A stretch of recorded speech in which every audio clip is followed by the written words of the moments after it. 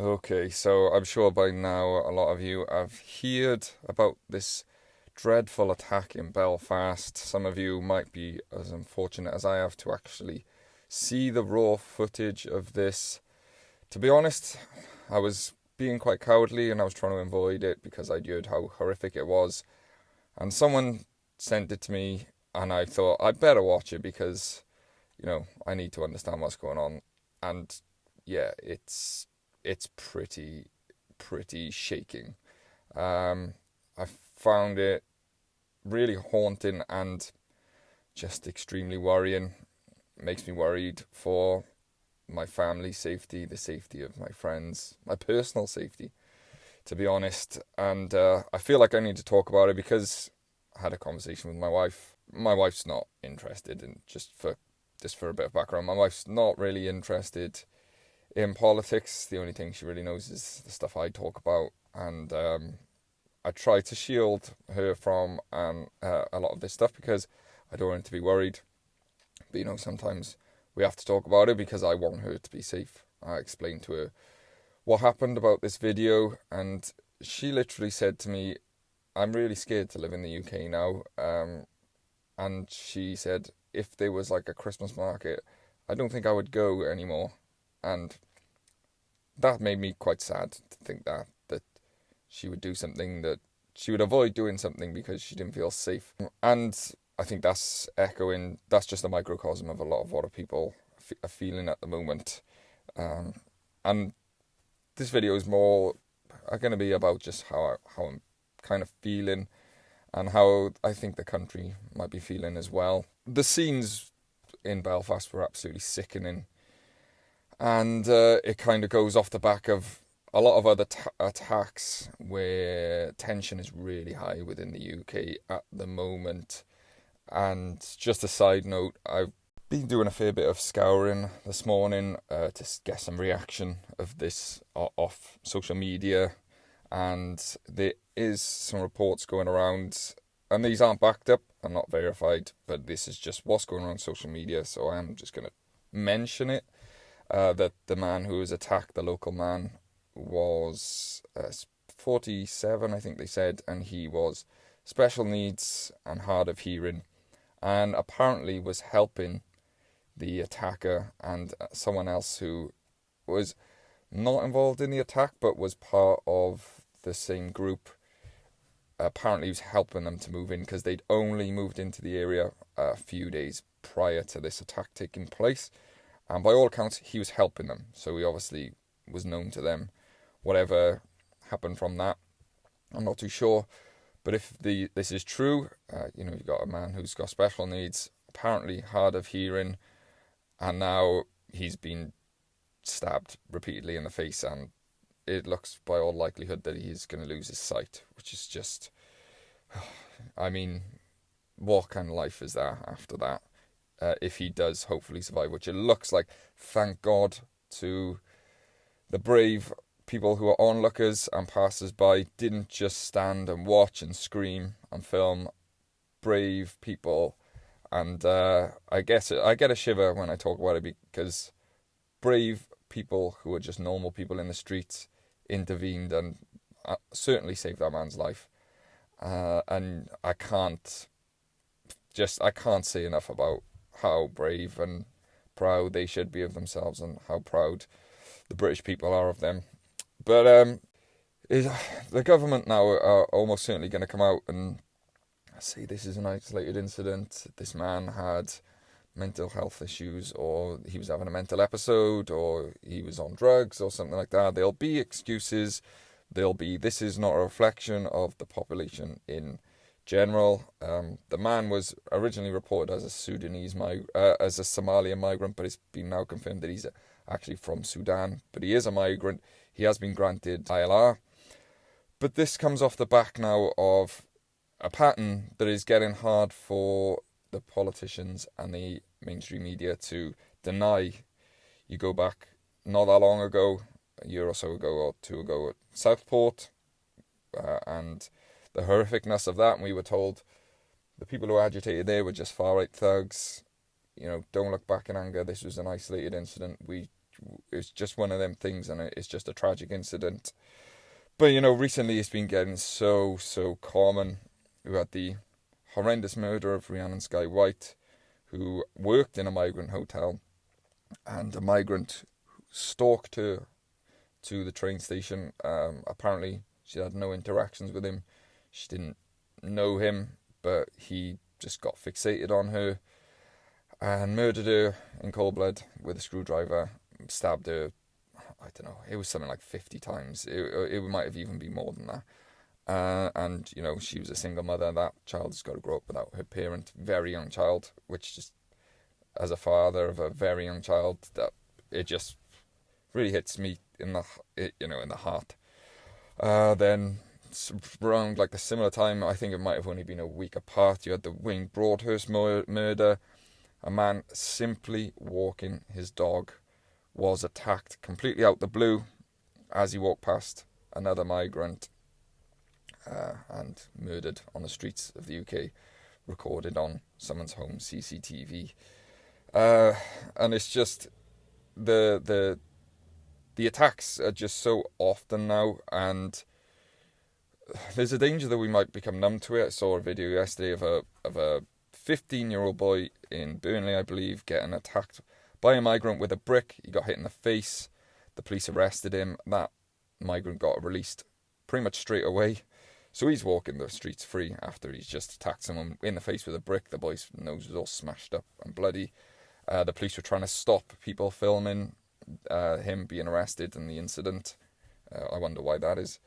I saw a pretty, again, as a father of a young child, it actually hit me pretty in the gut, because it was a CCTV of a man walking down the street. He had his little daughter on his shoulder. She must have only been about 4 or 5, walking with his wife in the night, walking with his hands on his daughter's feet, you know, as they do when they're on their shoulders.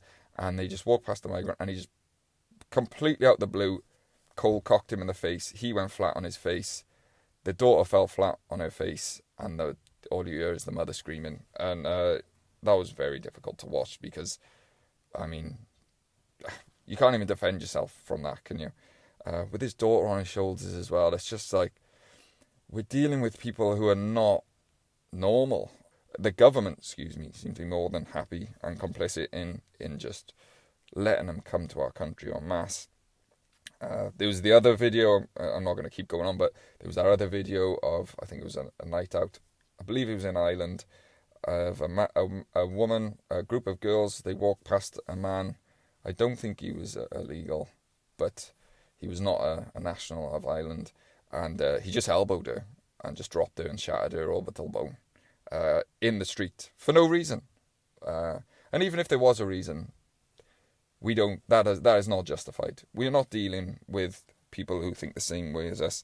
And I think as a general public and as a government, they need to come to terms with the fact that these people do not think the same way as us. And the savagery we saw in this attack in Belfast just is case in point of that, because everyone who I've spoken to has seen that, and all the response, even from the mainstream media, has been, I've not ever really seen savagery like that before, because we haven't.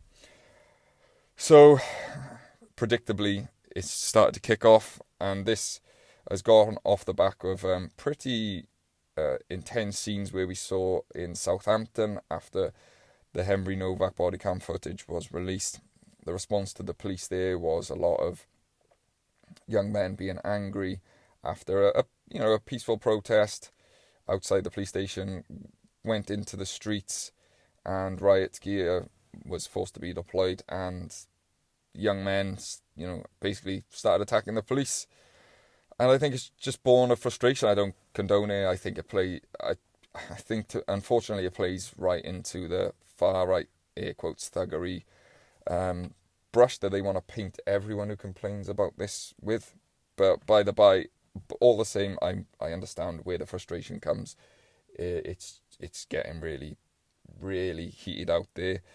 And after this, I saw, again, things floating around on social media. It was kind of a poster. It was a post, and it was Irish men being called 18 above to come and meet in the street. There was probably about 30 meeting points with times, and it was saying we're going to shut down the streets, be masked up, be prepared to fight, and be prepared to be arrested. And I was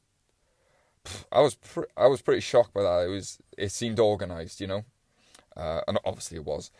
And that was a kind of like a militant reaction to what has been going on. And then I woke up this morning to some pretty insane videos of people in Belfast, and I think it was across different parts of Ireland too, of riots where cars were being burnt, houses were being burnt, shops were being burnt, apparent migrant accommodation was being broken into, and they were apparently, according to the video, evicting the migrants that lived there and burning the place down. Burning down migrant businesses, and apparently the video said they were there was checkpoints is what it seemed on the video, and they were stopping cars, and by all account they were stopping cars looking for migrants, or whether it was illegal migrants or migrants, I'm not too sure. You can't really, when you're gone that far down, you can't really discern which one is which, in fairness. And I just want to be clear, I'm making this video, I don't condone the burning down of businesses, the kicking down of doors and pulling people out of their house. Like, that is insane, and stopping cars in the streets. But I do understand it, because the government have backed the local indigenous people into a corner now where they feel their streets aren't safe, they're not being protected, they're not being listened to, and they've just decided if the government aren't going to stop it, if the police aren't going to do anything about it, the only option then, in their eyes, becomes vigilante groups. And, like I said, we saw a bit of it in Southampton, and then we saw an organised version of it yesterday in Belfast. And it really puts in perspective how much the government need to really get a grip of this now, because it's getting basically impossible for them and the mainstream media to ignore and hide and not cover, because it's everywhere, it's all over the internet. And, we know what's going to happen. The playbook's going to come out again. These are just far-right thugs. These aren't representative of the British values and what the average British person thinks. But in my opinion, I just think they're desperate fathers, desperate sons, desperate uncles, desperate grandfathers. I would imagine there were some women amongst it, but from a lot of the videos I saw, it was mainly men.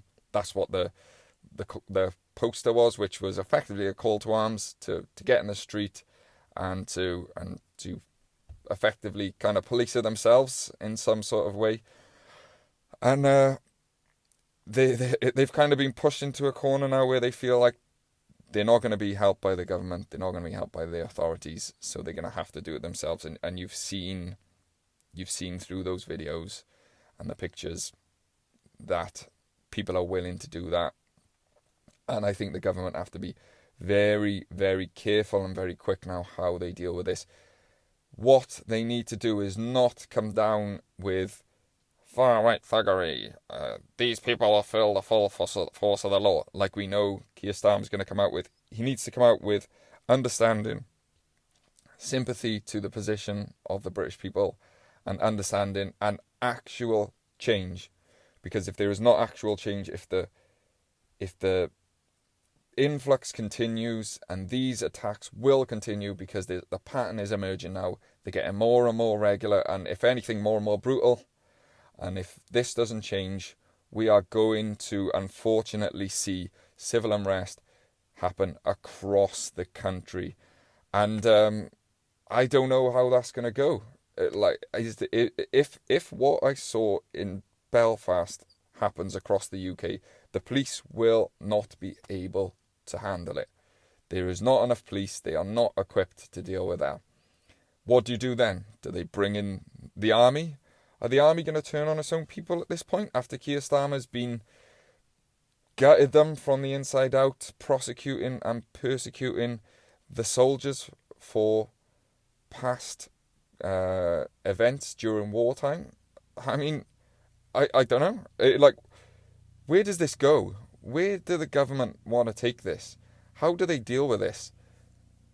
Every time something like this happens and they don't come out and make change, they push the UK further and further to civil war. And I know a lot of people are saying that at the moment. I don't think we're quite there yet.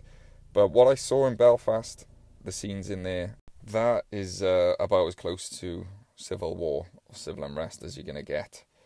And I guess the reason I'm making this video, I wanted to give my feelings and thoughts about it because it's worrying me as a resident, as someone who lives here, and I'm just pleading. I am pleading with the government at this point. You have to do something about it, and if you're not, you have to step down, because if you don't do one of those two things, you're literally just going to be ruling over fire and rubble at this point. And funny enough, I don't want my country to turn out to be like that. So that's just my thoughts. Please let me know what you think, and just stay safe out there. And hopefully I will catch you on the next video.